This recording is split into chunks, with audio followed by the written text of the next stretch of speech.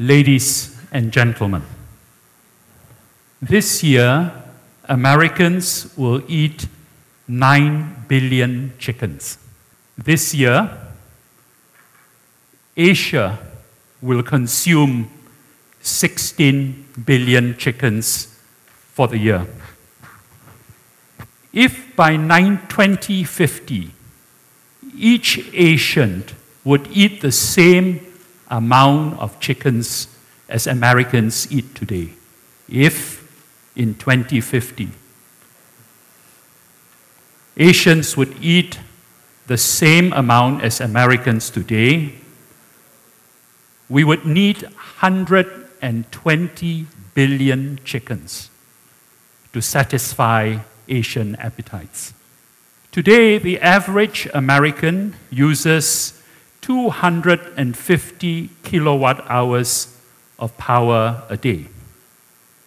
In China, the average is 40 kilowatt hours, and in India, it is 20 kilowatt hours. If Asia's population were to use as much energy per person as Americans, then they would consume 14 times as much power as the United States does today. The question then arises, can the world take it? Is this sustainable? According to an important book called Consumptionomics, which was published last year, the answer is clearly no. The world cannot take it. This is not only unsustainable, it is catastrophic for the world. The book argues that the conventional wisdom based on the model of consumption-driven economics is completely unsustainable. To begin this discussion, we are fortunate to have the author of this book, Consumptionomics, Chandran Nair. Chandran is the founder and CEO of the Global Institute for Tomorrow, based in Hong Kong, an independent social venture think tank.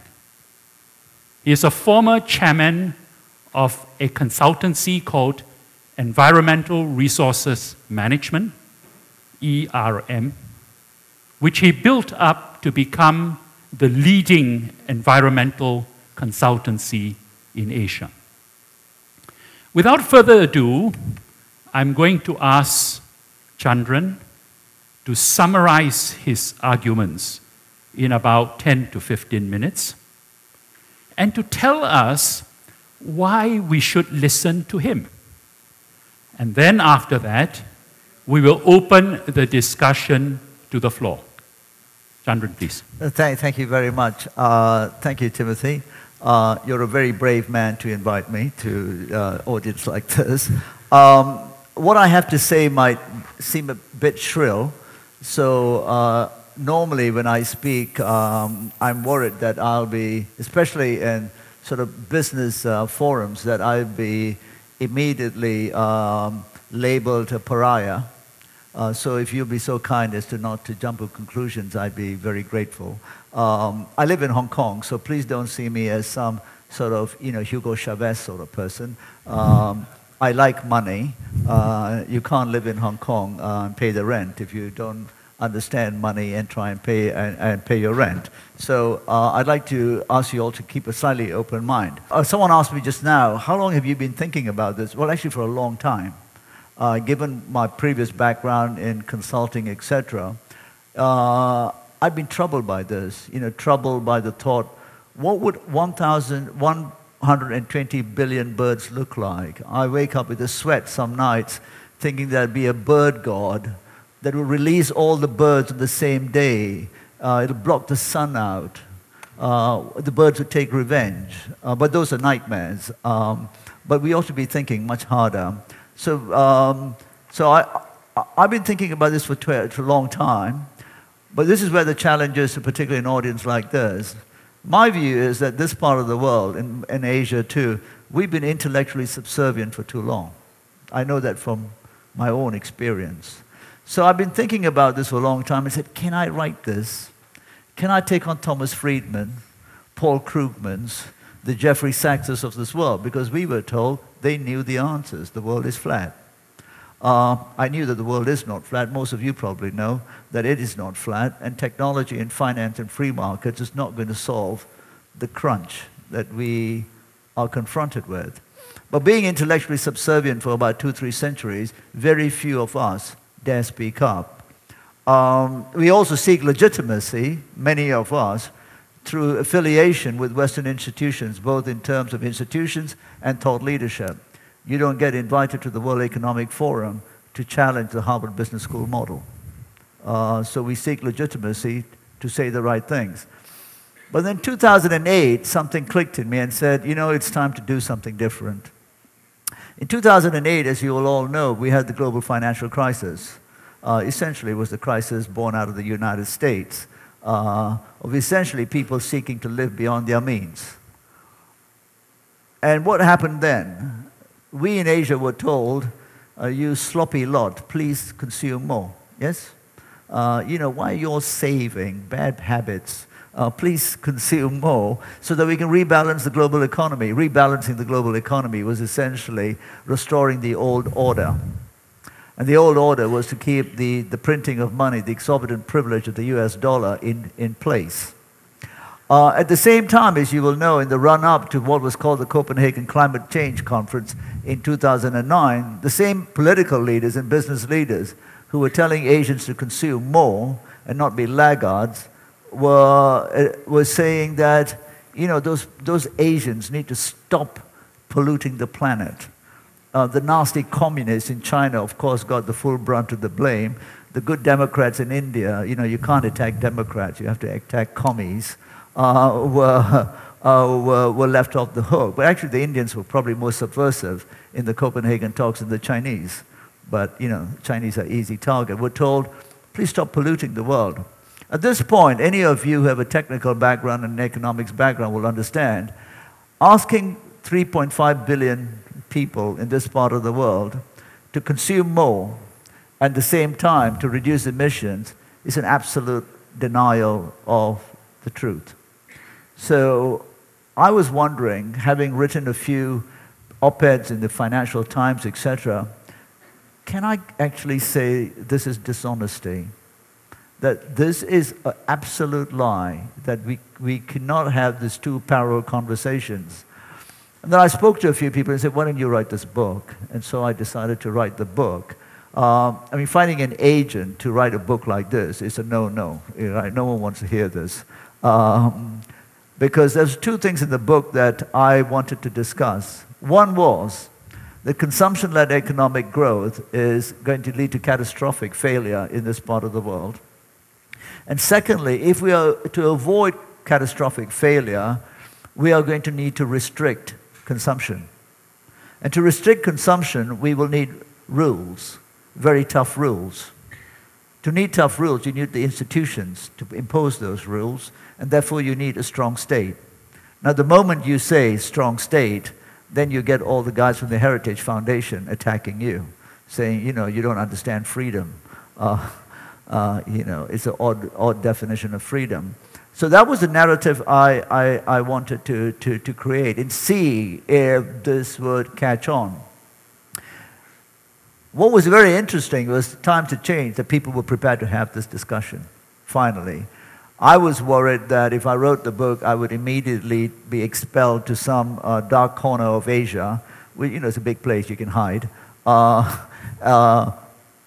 I thought that, but if people began to understand that this is a conversation we needed to have, then perhaps we could have what I call the more honest conversation. Instead, what we have is a conversation about greening, which is nothing to do with anything about the constraints on the planet.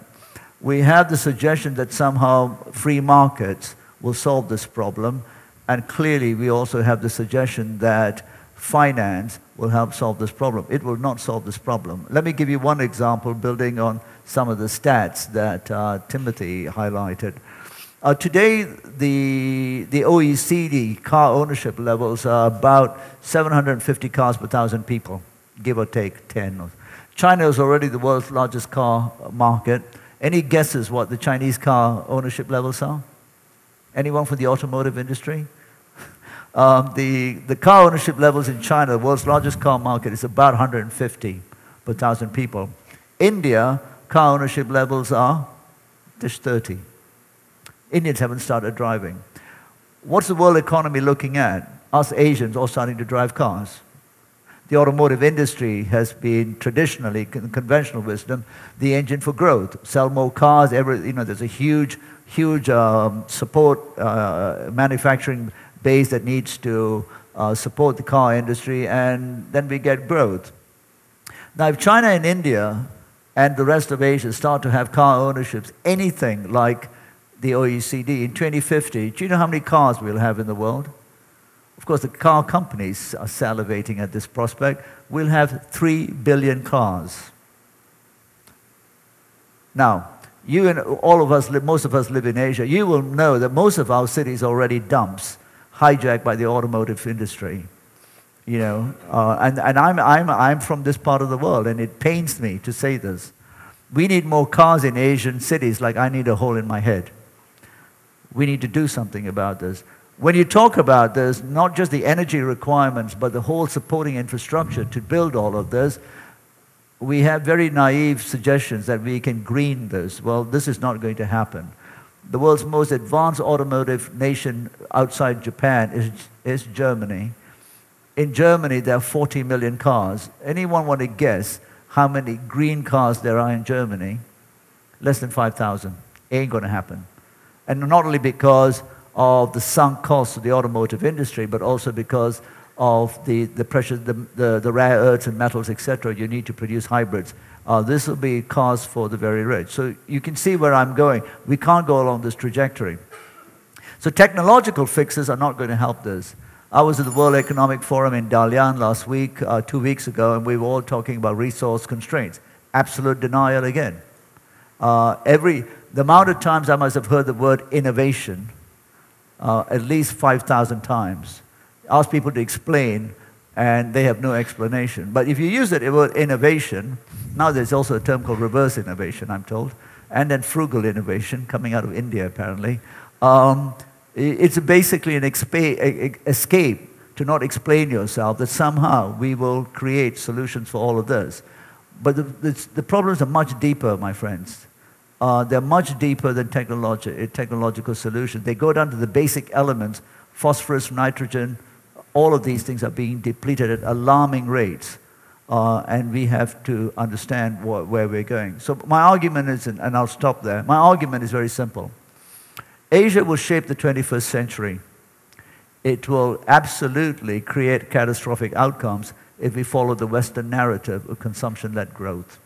If you look at what's happening today in the West, in terms of trying to reconstruct financial markets, etc., I was on the BBC last week where I suggested that essentially the argument that the West, particularly Europe and the US, have had 30, maybe 20 years of over-leveraging is actually an oversimplistic explanation. You might want to take 30 multiplied by 10 and suggest that there's been 300 years of essentially exploitative growth. When I'm cheeky, I suggest that it started with slaves, the underpricing of resources.